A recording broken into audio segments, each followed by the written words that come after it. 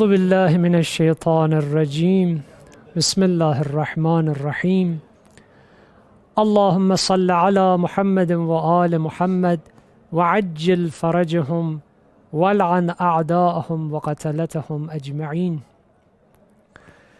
السلام عليك يا مولاي وسيدي يا صاحب الأمر والزمان.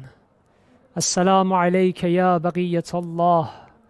السلام عليك يا Mahdi al-Maw'ud al-Muntather. Dear viewers of Imam Hussein TV, my brothers and sisters, it is an honor to be talking to you on such a great and holy night from the studio in Bain al-Haramain. Your place is really empty here among the pilgrims who are walking around the glorious and majestic shrines of Abu Abdullah al-Hussein alayhi salam, walking through the chambers in supplication and in praying with joy and with humble feelings, and also visit Abu al-Fazl Abbas alayhi salam. May Allah bless you with the fortune to come and visit Karbala next year on such nights. Well, as you might know, I'm joined here in the studio by Sayyid Ali Nawab, the great cleric who has been discussing an important topic, the universal reformer, as the theme of this series of talks delivered to you. I would like to take this opportunity to express my salam to him and welcome him to the program and thank him for being here. Salaam alaikum Sayyidina, asadallah ayyamakum. It is a pleasure to have you again in the studio. Asadallah ayyamakum. I would like to take this opportunity again to send my salams to the dear brothers and sisters, the respected viewers of Imam Hussein TV. And as you mentioned, tonight being the night of the ziyarah of Imam Hussein alayhi salam, Thursday night, slowly but surely Karbala, the holy city of Karbala and the vicinity between the shrines of Abu al-Fadl al-Abbas and his brother Abi Abdullah al-Hussein, speaking up in terms of the numbers of the pilgrims and the zuwar of Imam Hussein in the 15th of Shabaan, which is really a fulfilling scene to see such a extent love being shown and devotion being shown for the ziyarah of Imam Hussein in the 15th of Shabaan. Again, your place is empty, but surely we will represent you in the ziyarah and the rituals of the 15th of Shabaan, inshallah. Inshallah. So let's bless the program, and I may ask you if you allow me to recite the ziyarah on behalf of all viewers of this program, because this is a very special night of ziyarah of Imam Hussein alayhi salatu wassalam, being the night of Thursday night, and also, well, very close in proximity to the birthday of the Imam of our time. Maybe tonight, maybe tomorrow night. Well, thank you very much, and let all of the viewers be partner in your ziyarah and a'mal. On behalf of the dear brothers and sisters, those who long to be in Karbala, those whose hearts are flattering, sitting there at home in front of their TV screens, in their living rooms, wishing that they took our place and our position here in Karbala.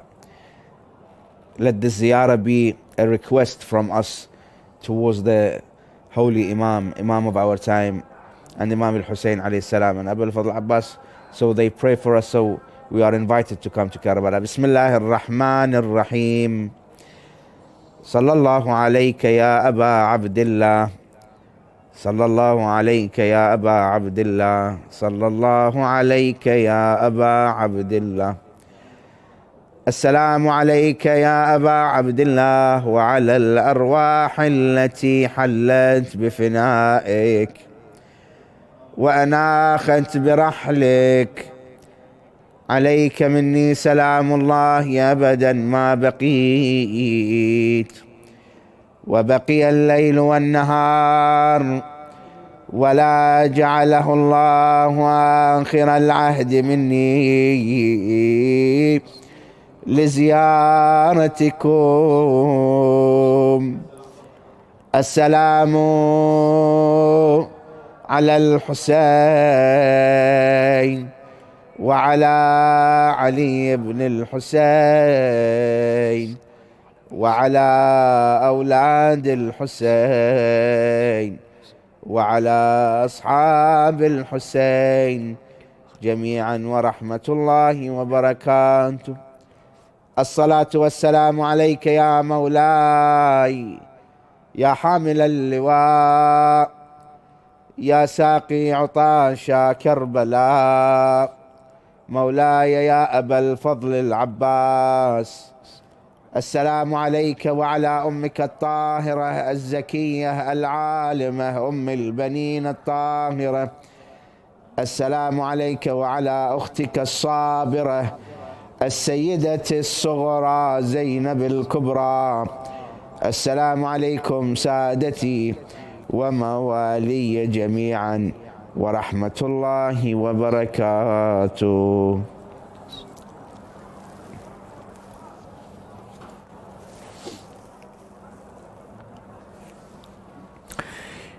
Thank you very much for this wonderful moments that you shared with our dear viewers. I hope that, as you mentioned very beautifully, their hearts flutter and just sit on the any corner in the vicinity of the shrines, and just by looking at the golden domes of the shrines, may their hearts be illuminated and be blessed by the Imam of Mercy, Abu Abdullah al-Hussein alayhi salam. Inshallah. Well, I had the fortune to be with you throughout this talks that we started around the Universal Reformer as the main an arc topic, under which we discussed several relevant subject matters. And last night we arrived at the methods, the effective methods and practical methods using which we can truly and comprehensively link with the Imam of our time. That is, achieving a status of accompanying the Imam and being in service of the Imam. But the word accompanying can be a transient matter. It can be of transient nature. Yes. Accompanying is just perhaps the first step or a few first steps. Yes. What is more significant is to stay with the Imam to the end of the path. Yep. So what are some of the ways, by adhering to our religion correctly and religiously, that we can hold on to the Imam of our time and stay with him no matter what, and until the arrival at the point that he wants us to lead toward? Ahsantum, jazakum Allah khair. And as you nicely and beautifully put it, it's not enough for someone to be accompanying the Imam of their time.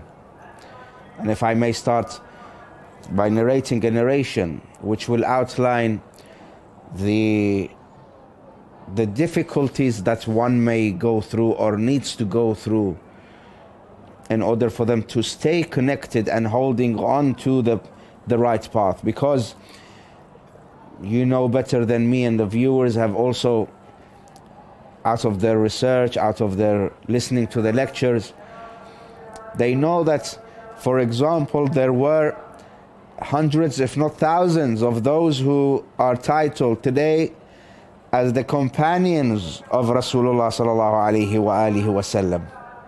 How many were the ones that were alive at the time of the Holy Prophet? They used to observe the Holy Prophet deliver the sermons, the rulings, the teachings of Islam. They used to wake up in the morning and observe the Holy Prophet. They used to go to bed at night having listened to the Holy Prophet, having lived with the Holy Prophet. So they are called Sahaba, or they are called titled companions. But how many of them remained with the Holy Prophet of Islam? And a couple of nights ago we did discuss that the fact that we say intidhar, there are two types of intidhar, as there are types of being called a companion. There are those who are physically titled companions because they physically lived at the time of the Holy Prophet of Islam. But in regards with the curriculum that the Holy Prophet delivered or wanted the people to follow, how many remained as companions to the Holy Prophet of Islam?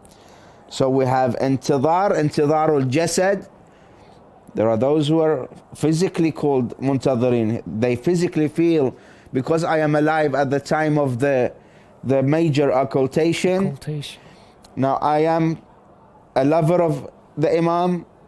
I like and love to be meeting the Imam, or I love to be present when the Imam reappears. So they think that they are automatically titled and go under the banner of muntathirin.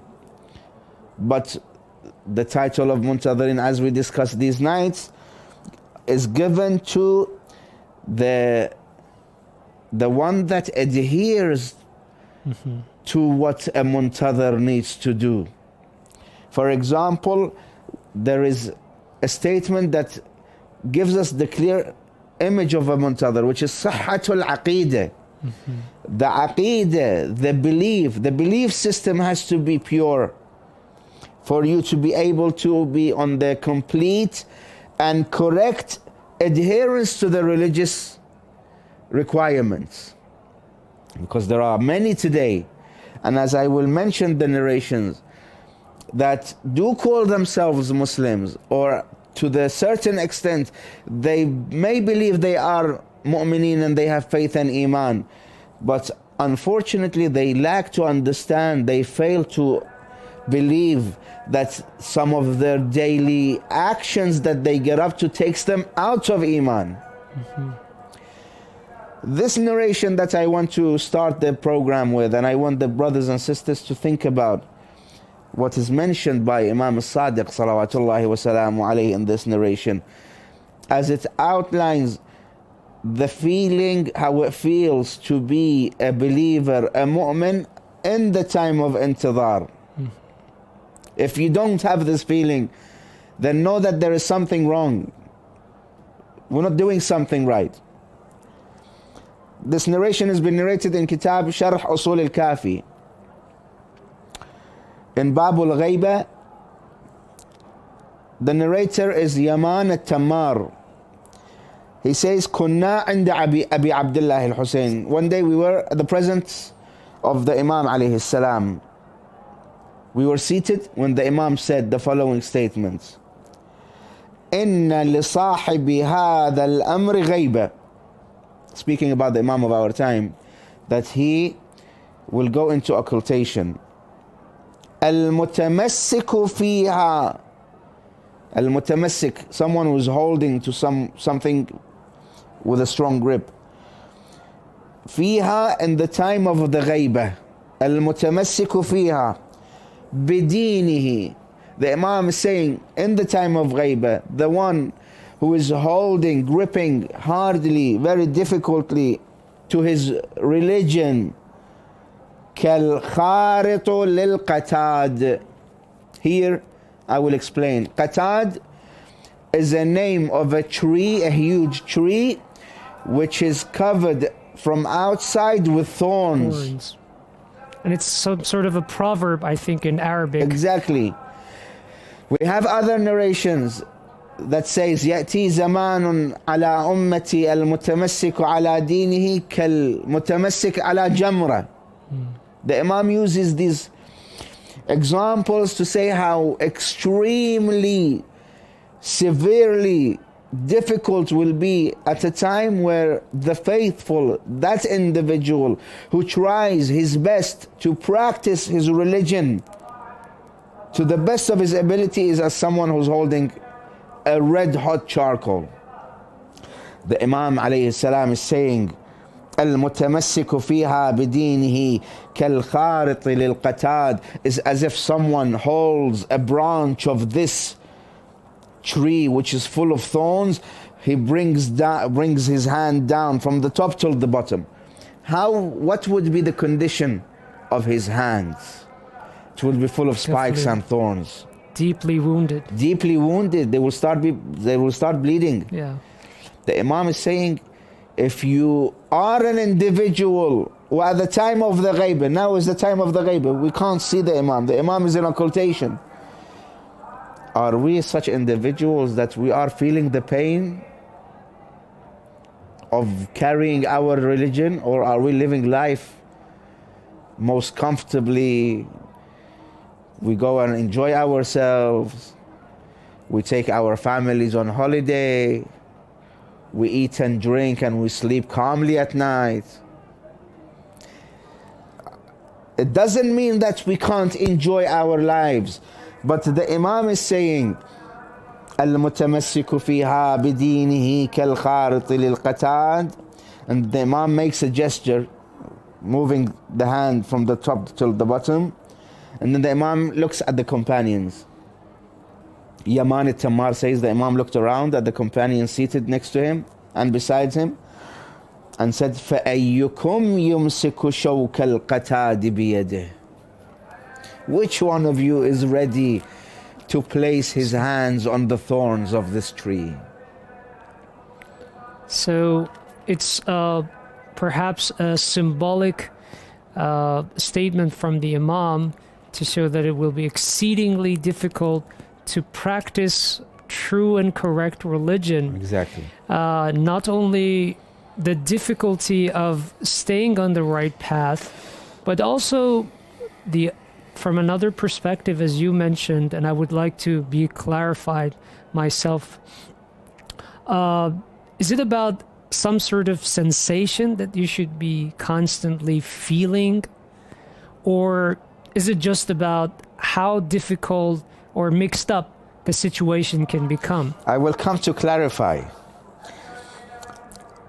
But allow me just to complete this narration to give the complete concept of what the Imam is trying to say. ثم أطرق مليا. The Imam, أطرق means he lowered his head and looked at the earth, at the ground. مليا, for a good period of time. The Imam, in front of his companions, after speaking the statement, he lowers his head in such a manner and started thinking, pondering. Usually when the Prophet or the Imams used to, if you read in the narrations that says أطرق برأسه إلى الأرض, means that before it they must have heard something or said something or was revealed to them that made them think. ثم قال, he repeats عليه السلام again, إن لصاحب هذا الأمر غيبة, that again I remind you that there will be a time that you will be in occultation. فليتق الله العبد وليتمسك بدينه. That there will be a time, the time of gheybat, when we, the Ahlul Bayt, we will not be amongst the people, the mu'mineen, visibly, but we will overlook how they live, how they are waiting for the re-arrival of the Imam. But the Imam is saying, فَلْيَتَمَسَّكْ بِدِينِهِ وَلْيَتَّقِ اللَّهِ. Now, the Imam speaks about a certain difficulty. And you want me to clarify? Yes. How does a believer suffer these hardships? Or what are these hardships that will make the believer suffer? How is it? And when will being patient at holding on to one's faith and religion like holding on to a tree with a spike? How is it? Explain to us, O Sayyid. Because at the moment we are going through a certain hardship, being believers in Ahlul Bayt, following Ahlul Bayt, being the Shia of Amir al-Mu'mineen, in certain parts of the world, just merely for being called a Shia, you are blown up, you are beheaded. Isn't that the hardship? This is a hardship. But how much of the pain are you feeling in your heart? You are sitting in California or Los Angeles or New York or Washington or London or Sydney. How much of the pain are you feeling? Because your brethren in Pakistan, Peshawar, or your brethren in other parts of the world are being persecuted because they are followers of Ahlul Bayt alayhim salam. So it's a matter of how much you really empathize with these individuals and how much of the pain you carry in your heart. In fact, there are many aspects, and I have written as I want to mention these to our brothers so they can think about how they can not only associate themselves with Imam al-Mahdi alayhi salam, but it's a privilege to continue walking in the path, holding on to the path of the Imam of our time. We have to be understanding that this life is not a life of sweetness. Someone came, I just remembered this narration, someone came to Imam al-Hassan alayhi salam. He was of the Jewish community. His state referred to as if he is someone living in poverty. He had old clothing, ripped clothing, he was unclean. But he noticed the Imam is riding a nice horse or another animal. And then the Imam's clothing was new, was very colorful, was very clean. He came forward. He said, you Muslims claim that this dunya is a prison for the mu'min and it's a heaven for the non-believer, for the kafir. Now you believe I am Jewish, you believe that I am a non-believer. But looking at my status and your status, how is this dunya a prison for you when you are wearing nice, clean, colorful clothing and I am wearing these old clothing? This dunya for me is a prison and for you is a heaven. The Imam alayhi salam answered back and he said, if you think and ponder about your position in the hereafter, the way you are living now is a heaven for you, because you will end up in the hellfire. And if you do look for my position and what I am going to be gifted by Allah subhanahu wa ta'ala in the hereafter, this dunya is a prison for me, meaning the position of Ahlul Bayt in the paradise, which gives us a clear indication that this dunya, even if we are living a happy life, it shouldn't be the case that we take it, that's it, we are here, we are going to live here for the end of the world, until the end of the world. Well, thank you very much for shedding some light on this narration. We will be back after a short break, and we need to discuss more what sort of suffering a true faithful believer should be carrying and bearing with. And I would like to invite our dear viewers, brothers and sisters, to watch and look at the gold dome of the Imam Hussein alayhi salam. May that be a ziyarah for all of you. هنيئا لكم.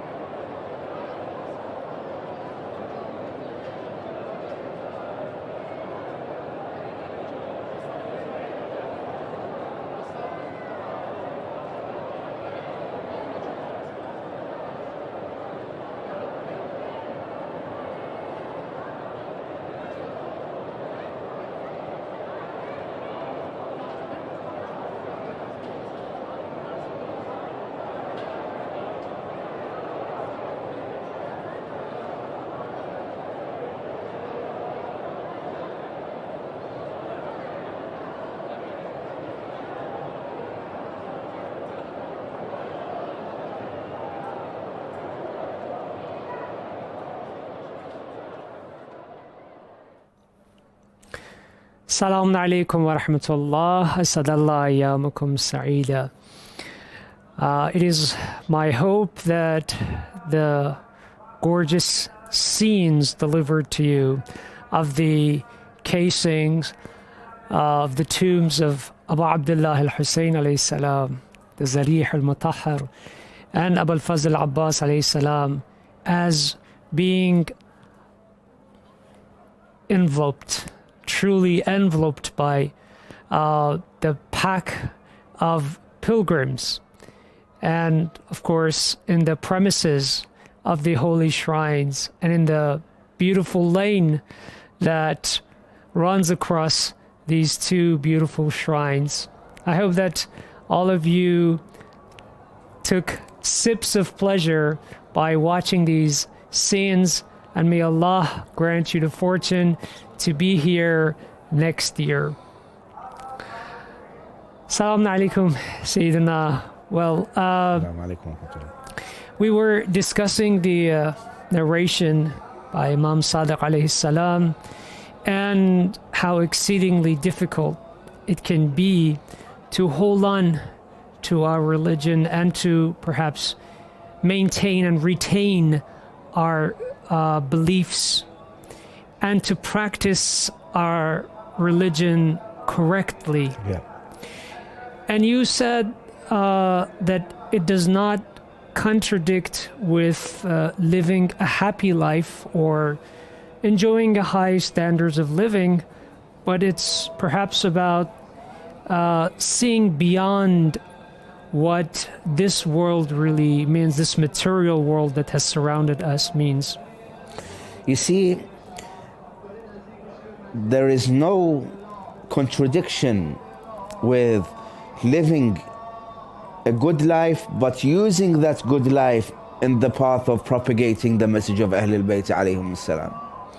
Because some tend to be pulled away, dragged away from the reality that in fact we are living in this blessing of the barakat of the Imam of our time, as he is protecting us, looking after us, but sometimes we forget, we get carried away with the pleasures of life. There is a narration, part of a narration that says there will be a time that deen, that religion and faith being practiced by that believer becomes such a worthless item, similar to when a water inside a cup of water, inside the cup, is spilt on the ground. Which means that as long as this water or this drink is placed inside this cup, is worth something. But once it's spilled on the floor, on the earth, is not worth anything. No one will look at it. The Holy Prophet or Ahlul Bayt alayhim salam come and say that there will be a time that religion will lose its value like the water will lose its value when it's spilled on the earth. Which means that when I, as a believing individual, as a practicing Muslim, as a practicing Shi'i, practice my faith in a manner that when I go inside a community, I feel I am a stranger. Mm-hmm. Recently, I was visiting one of the so-called Islamic countries, seeing myself as, inshallah, someone who is a practicing person. When I used to walk in the streets, I used to really feel I am left out. Why should this be the case in an Islamic environment? There are individuals, once they go inside a communal area where their family members are gathering, they feel they are left out. And alienated and cast alienated. off. Why? Because I am seen as someone who has iman, or at least he prays, he fasts, he cries for Abu Abdullah al-Hussein, but the rest of the people, they are not in this realm. They are not even thinking about this kind of stuff. So he will feel left out. The Imam alayhi salam says, when he feels like that, he feels the bitterness of carrying the faith in his bare hands, because people will look at him in a negative way and he will feel left out. He will feel all alone, you know, as a cast off from the society. Exactly. Using the first example we used the first night, when you are all alone in the darkness of the ocean, how much it pains you. The same way the mu'min, the believer, once he's walking in the streets of his community, he will feel left out, alienated. And if I may add to that, I think there is a narration to the effect that when a true believer or faithful person observes indecencies in the world and acts of, wrongdoings and ills and acts of, makruhat and all of those things that are not recommended and advised against by Ahlul Bayt, they're not part of the curriculum of Allah subhanahu wa ta'ala. He feels the agony in his heart, but since there is nothing he can do, perhaps because of the overwhelming pressure from the society and societal forces, it is as if his heart becomes, starts to melt, like becomes used to melt, and his heart becomes to melt, yes, just like the way salt, yes, is actually dissolved in water. And that's the problem. You see how much we see of our youth.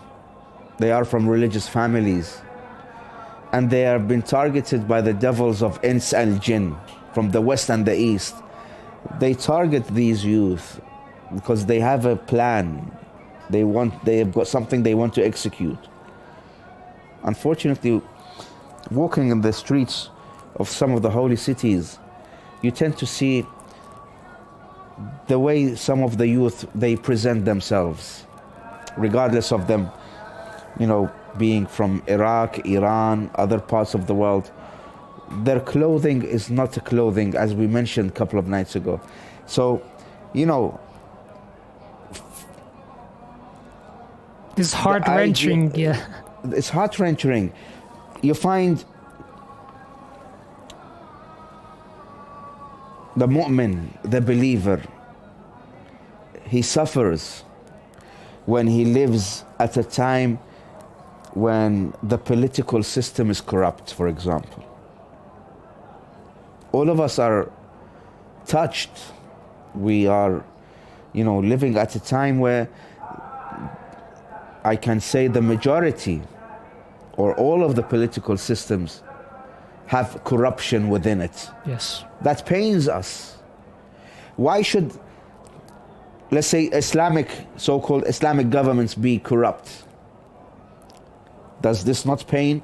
Because we said our lifestyle and our religion and our faith should be reflective of the Imam of our time. When it agonizes the Imam of our time to see the Muslims and the condition of the Islamic Ummah and the Islamic nation in such a state that people come in the name of Islamic governments, they spread corruption.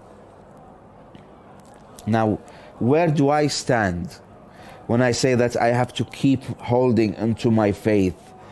I have to keep holding to it so strongly that I start feeling the pain. It will be so difficult. You have to be an individual that feels the pain when you are surrounded by corrupt organizations in the name of Ahlul Bayt alayhim salam. They spread deviation. And some of our brothers and sisters, they may be surprised. How could it be in the name of Islam, in the name of Tashayyu', they spread deviation? Yes, of course. That is truly the case. There are individuals who actually believe to hasten the reappearance of the Imam of the time, they have to spread deviation.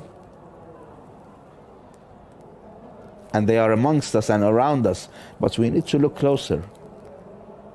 They go and commit sins. They commit acts that in Islam, it's the most depraved and exactly min al-kaba'ir. Great. And the intention that he is doing something that the Imam will reappear. Why? Because he says, the narration says, muli'at dhulman wa jawra. But we come and say, the saying says, la yuta'u Allah min haythu yu'sa. You cannot come and say that I am following the teachings and the rulings of Ahlul Bayt alayhim salam whilst I am disobeying them. Self-contradictory. Or when we come and read this verse, اتقوا الله وابتغوا إليه الوسيلة, the wasila, the Ahlul Bayt, they say you have to live a life where your iman is going to be so difficult holding on to it like a piece of coal. Now this is the difficulty that we should be going through. Let me recite this verse from the Holy Quran, which is linked to the Imam of our time, which gives us a clearer indication. I don't know how long we have of time, but inshallah I will go through it very, very quickly. The verse in Surah An-Nur, which is chapter 24, verse 55. Allah subhanahu wa ta'ala reveals, أعوذ بالله من الشيطان الرجيم وعد الله الذين آمنوا منكم وعملوا الصالحات. Allah subhanahu wa ta'ala says, I will give a promise, a wa'ad, to who? الذين آمنوا منكم. Iman, Allah says, not to all humanity. Not to those who by name are Muslims, in their IDs, in their passports it says Muslim, but in reality he doesn't even come to remember the remembrance of Ahlul Bayt alayhim as-salam. وَعَمِلُوا الصَّالِحَاتِ, يعني iman alone is not enough. Allah subhanahu wa ta'ala says وَعَمِلُوا الصَّالِحَاتِ. Then we will come to discuss what salihat are. لِيَسْتَخْلِفَنَّهُمْ فِي الْأَرْضِ كَمَا اسْتَخْلَفَ الَّذِينَ مِنْ قَبْلِهِمْ وَلِيُمَكِّنَنَّ لَهُمْ دِينَهُمُ الَّذِي ارْتَضَى لَهُمْ وَلِيُبَدِّلَنَّهُم مِّن بَعْدِ خَوْفِهِمْ أَمْنًا. Now, very quickly, Allah subhanahu wa ta'ala has promised who? The people of faith. الَّذِينَ آمَنُوا, to those among you who believe and do good work. Now, what is that good work? We have assignments, brothers and sisters. We have responsibilities.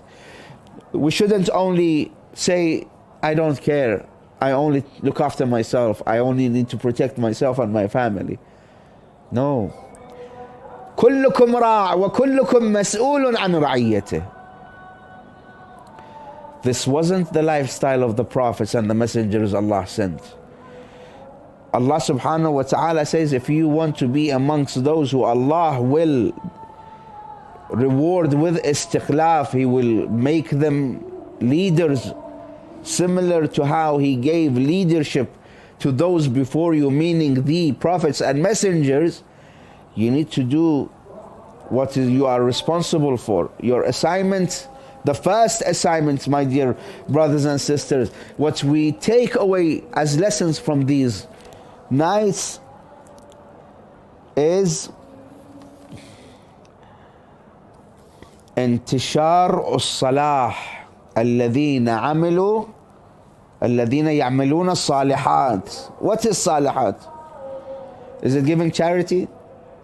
Is it feeding the poor? Is it being good with your neighbors? This is all good. Yes. But that's not perhaps enough. Exactly. There are things which are more important, which will lead you to doing all of those minor acts. What is it? The first, which is very important, which also sheds the light on our responsibility, me and you sitting here tonight. The role of educating the society and spreading the righteous principles using the media. How?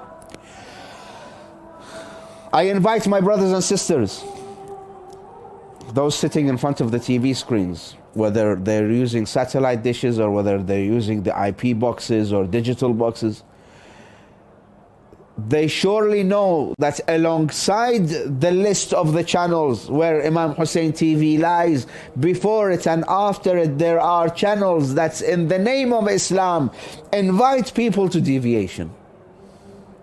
Why should this be the case? That means that we are not doing our work properly. We're not doing sufficient work, at least.